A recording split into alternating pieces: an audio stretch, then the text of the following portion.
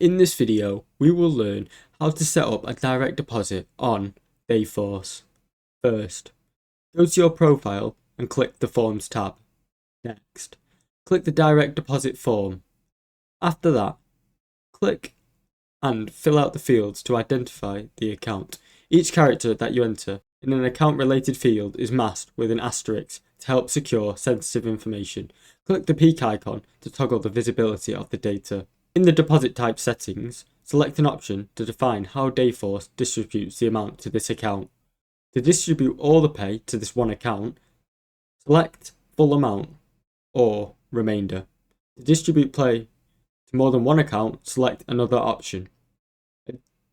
Also, attach additional information to the supporting document section of the form as needed.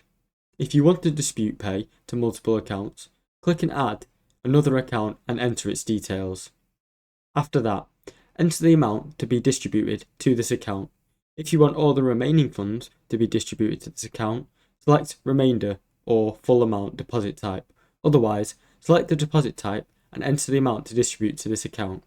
Next, add any additional account and specific amounts to distribute to these accounts. These deposit types, the last account on the list, must always be full amount or remainder.